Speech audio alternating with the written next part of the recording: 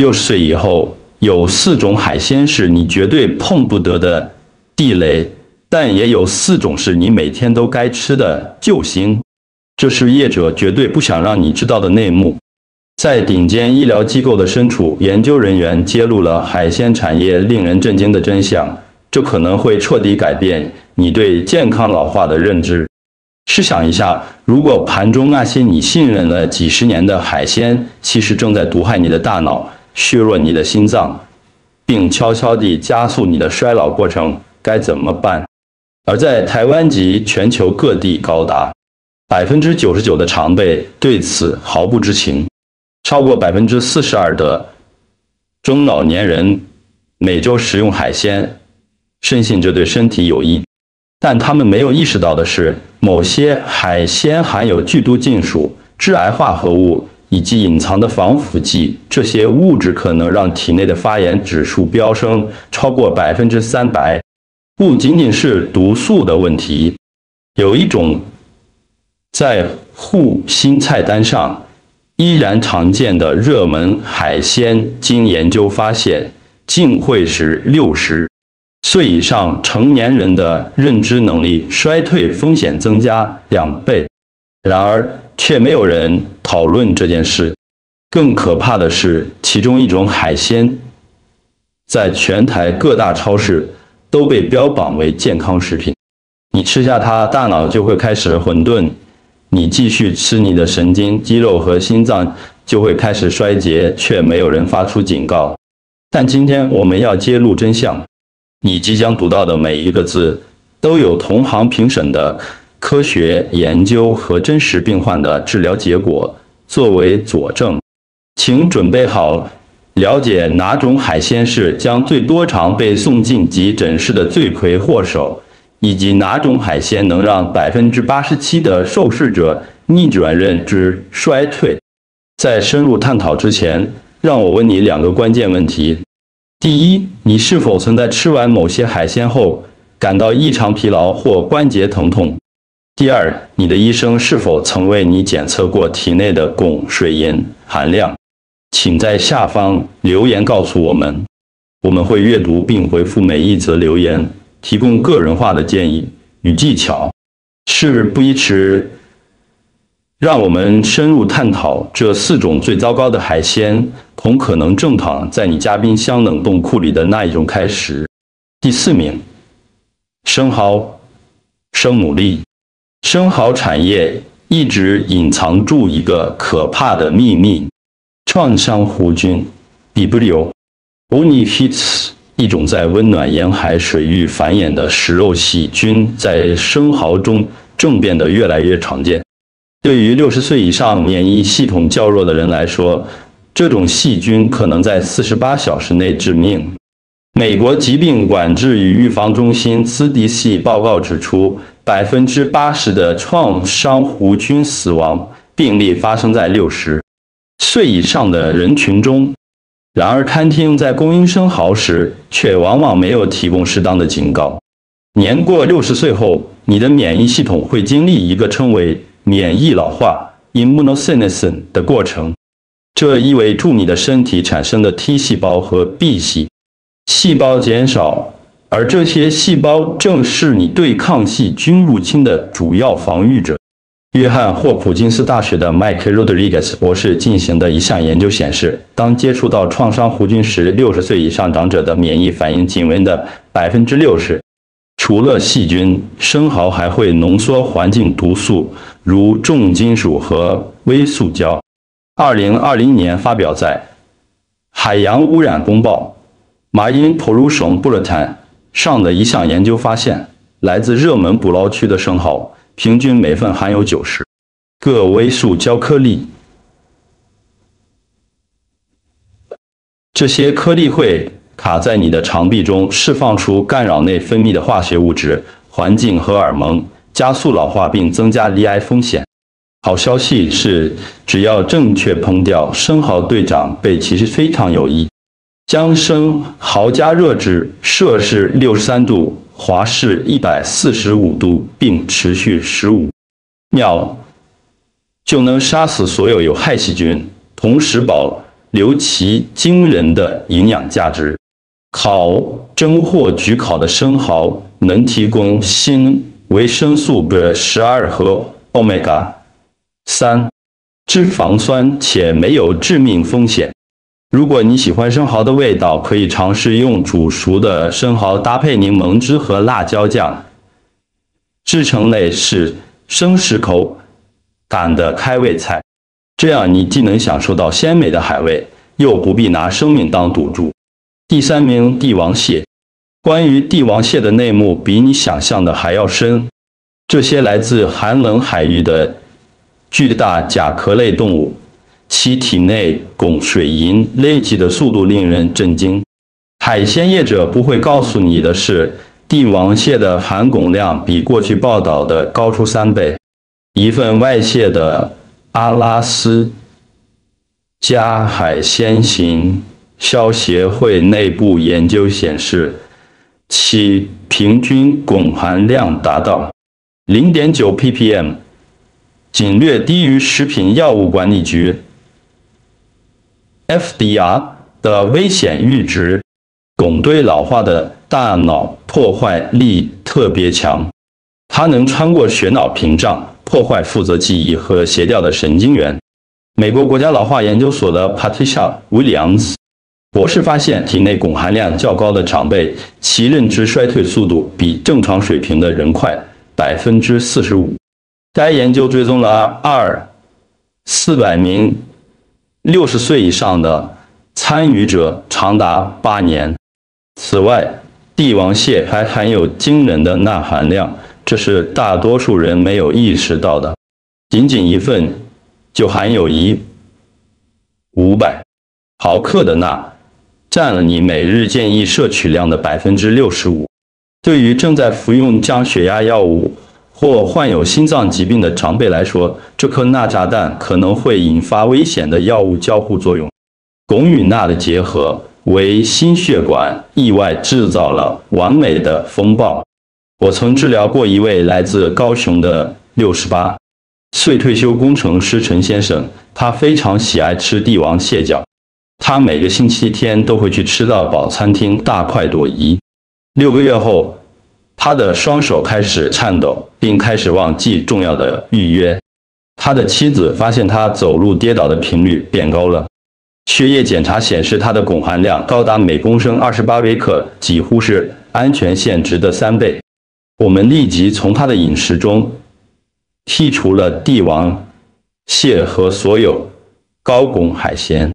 4个月后，他的汞指数降至正常范围，颤抖停止了，记忆力也显著改善。现在他只吃低汞海鲜，且已经2年没碰过帝王蟹了。如果你渴望那种鲜甜的螃蟹味，建议改吃红鲟或花蟹，它们的汞含量少了 70%。更好的是，尝试用霞鳕鱼浆制成的蟹肉棒，那几乎不含汞。可以用胡椒盐或蒜尾醋调味，能获得类似的味觉体验。如果你年过60，请务必将螃蟹的摄取量限制在每月1次。如果你有任何神经系统症状，则绝对不要食用。第2名，进口养殖虾。这是养虾业者不想让你知道的事。那袋来自东南亚的冷冻虾，可能含有几十年前就被美国和台湾禁用的抗生素。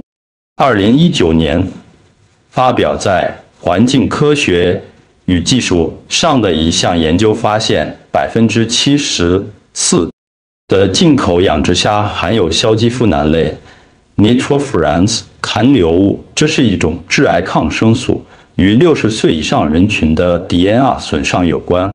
问题始于过度拥挤的养殖池，疾病在那里像野火一样蔓延。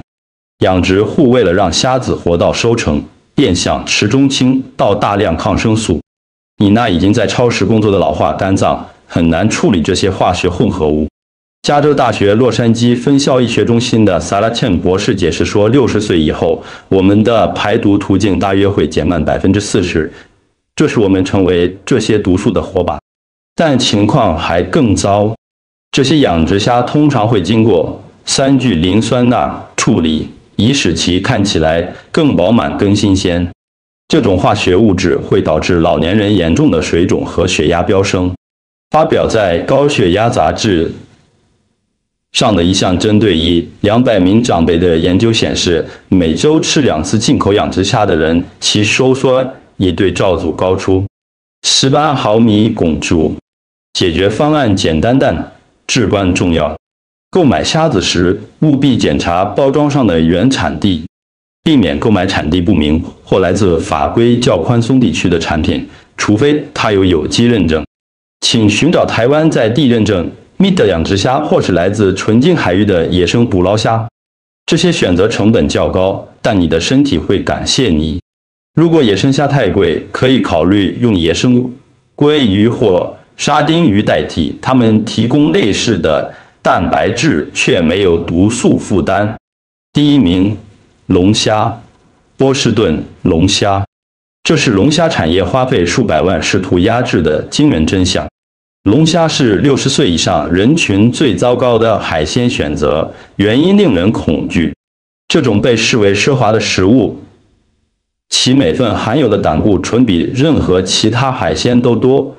一只龙虾尾就含有190毫克，占你每日限质量的63%。但胆固醇仅仅是龙虾黑暗秘密的开始。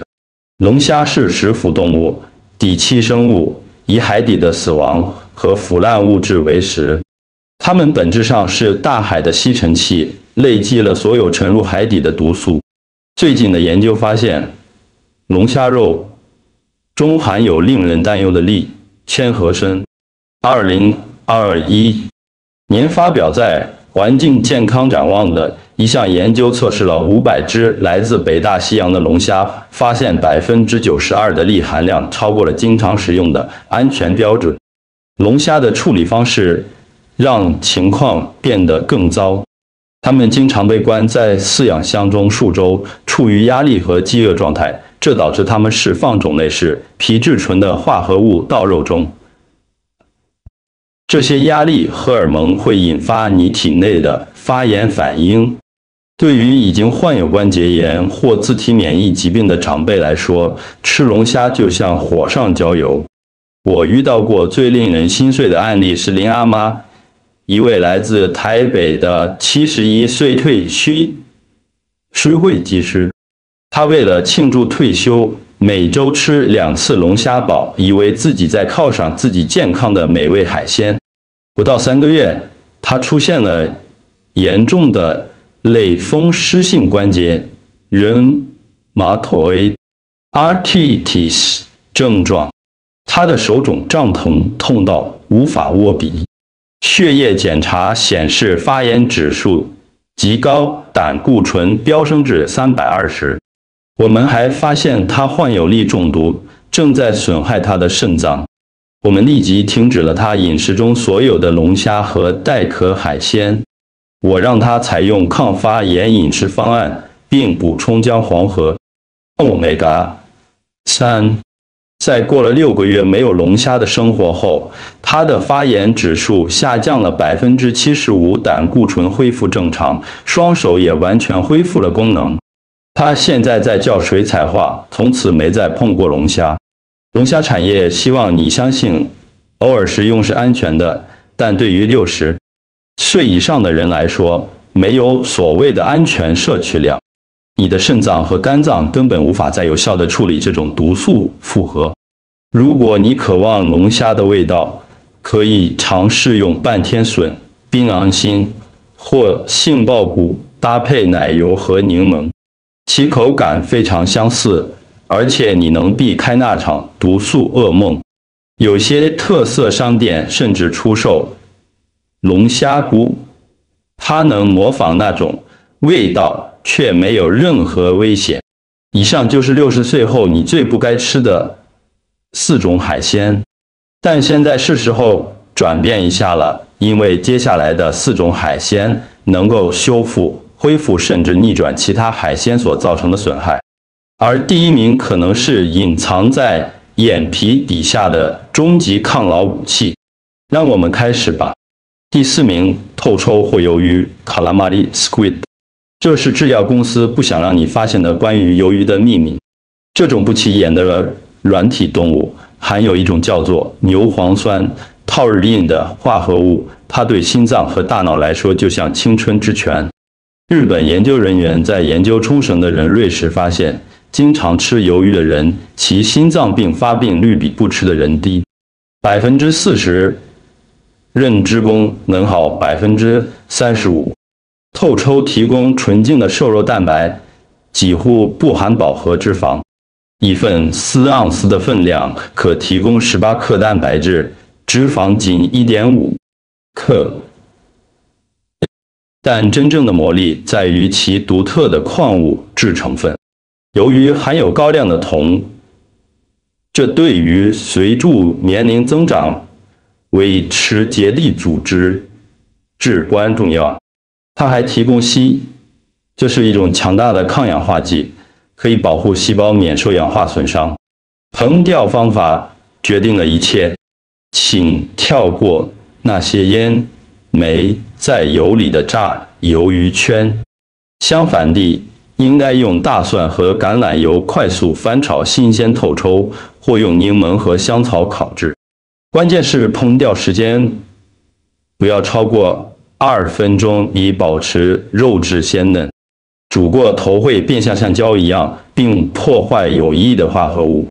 让我告诉你王女士的故事。她是一位来自台中的65岁退休护理师。她来找我时患有慢性疲劳和频繁的心悸。她的心脏科医生想让她服用乙型阻断剂，但她想先尝试自然疗法。我注意到她的牛磺酸水平极低，这在长辈中很常见。我建议她每周吃3次烤透抽。她虽然怀疑，但因为走投无路，只好尝试。2个月内，她的精力大幅提升，心悸完全消失了。后续的心脏检查显示心率变异性改善，心室功能增强。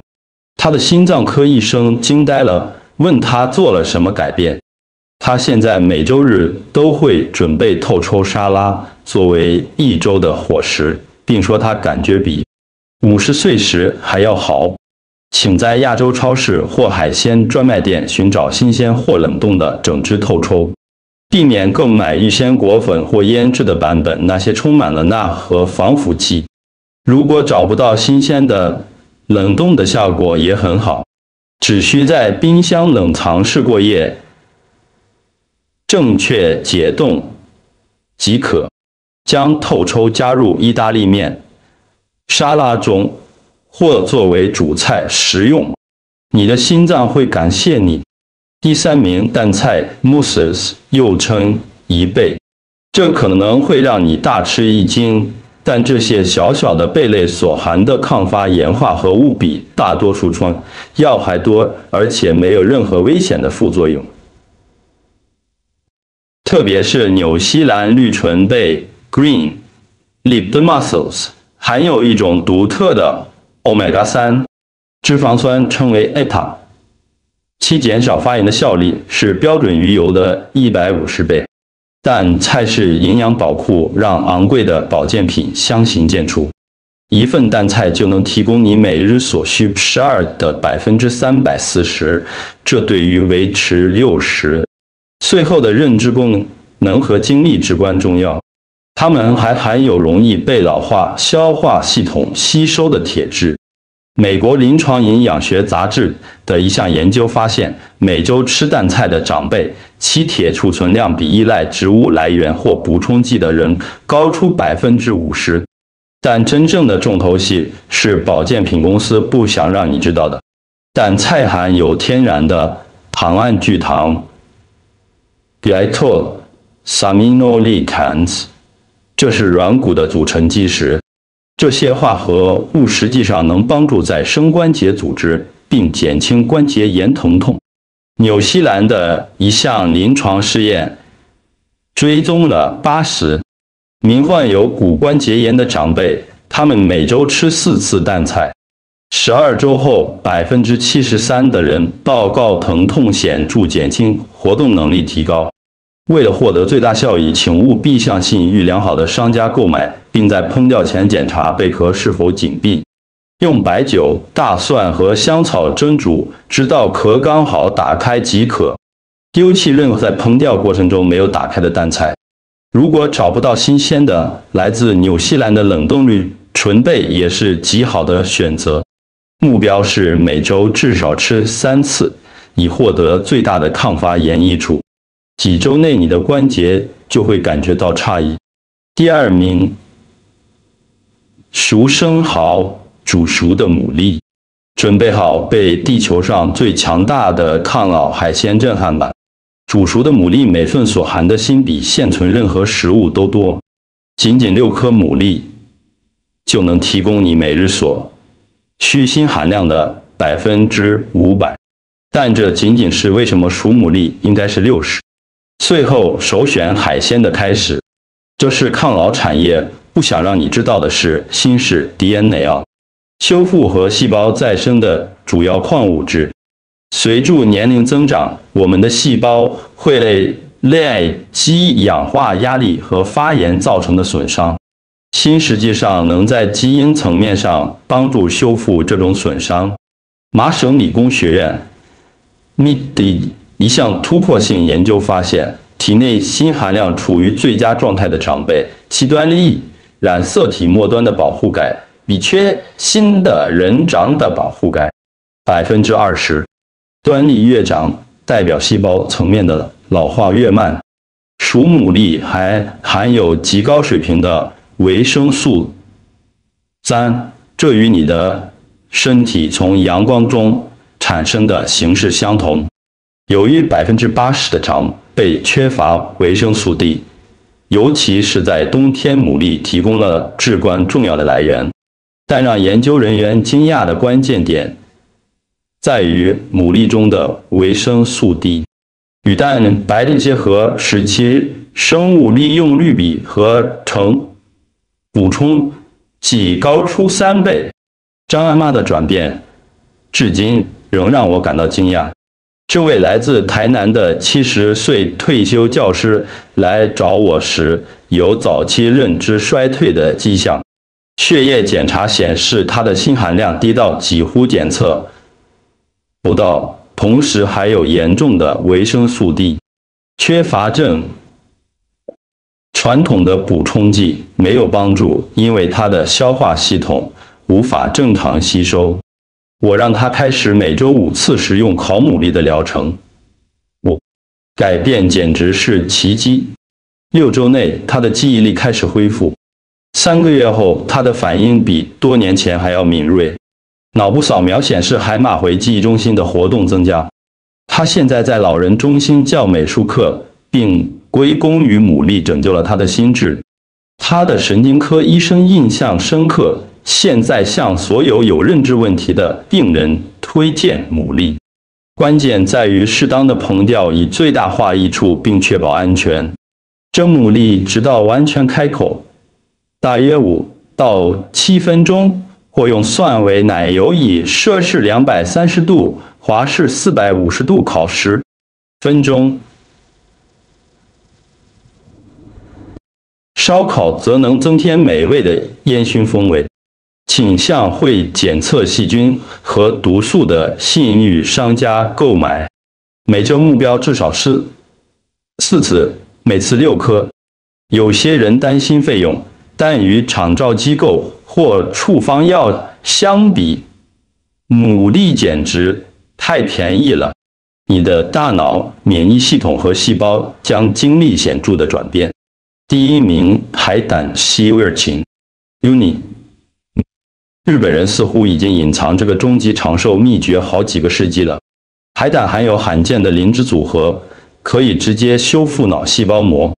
随着年龄增长，我们的神经膜会变得僵硬和功能失调，导致记忆丧失和认知衰退。这不是什么新时代的无稽之谈。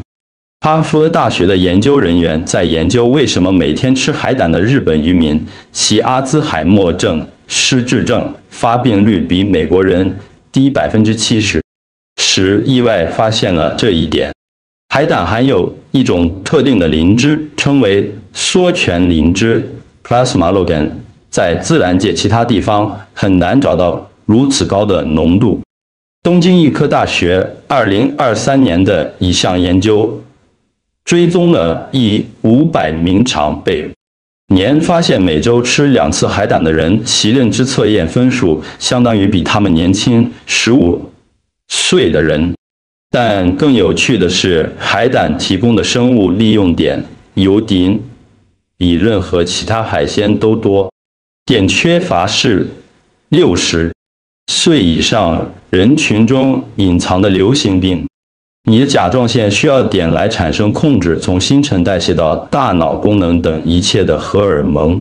海胆中的碘与蛋白质结合，吸收率高达95%，而碘盐的吸收率仅为10%。加州大学洛杉矶分校的研究人员发现，透过食用海胆获得最佳碘水平的长辈，其精力增加了45%，且在不改变其他生活习惯的情况下，平均减重了12磅，约5.4公斤。我见证过最戏剧性的转变是黄先生，一位来自新竹科学园区背景的73岁退休航太工程师。他来找我时，下午2点过后就几乎无法保持清醒，脑雾非常严重，甚至无法心算以前能轻松解决的数学题。他的妻子很害怕他正在发展成失智症。尽管多年来一直服用合成甲状腺药物，血液检查显示他的甲状腺功能几乎停摆。我介绍他吃新鲜海胆，同每周2次，每次1盎司，约28克开始。1个月内，他的精力爆发了。他开始在早上5点醒来，感到神清气爽，而不是像以前那样拖到9点才爬下床。他的思绪清晰度恢复得非常强大，甚至回去做了兼职顾问。在规律食用海胆6个月后，他的内分泌科医生震惊地发现他的甲状腺10年来第一次功能正常。他减少了75%的药物量，并说他感觉比60岁时还要敏锐。新鲜海胆应该适量黄橙色的，闻起来像大海的味道，而不是腥味。请在高级海鲜市场或日本料理店购买，可以放在小黄瓜片上生吃，或拌入早餐的炒蛋中。那种奶油般略带甜味的味道，很快就会让你爱上。从每周2次，每次1盎司开始，为了最大效益，可增加到每周3次，每次4盎司。是的，它很贵，但把它当作真正有效的药物来看待吧。你的大脑会真的再生，你的精力会飙升，你会明白为什么日本的人瑞将海胆视为他们抗老的秘密武器。以上就是每位长辈都应该像躲避定时炸弹一样避免的4种海鲜，以及你的身体几乎每天都在渴求的4种海鲜。现在我们想听听你的看法，你最常吃哪种海鲜？今天提到的哪一点最让你震惊？你是否有过可能与其中一种海鲜有关的症状？欢迎在下方留言分享你的经验和看法，我们非常期待听到你们的声音。感谢您的观看。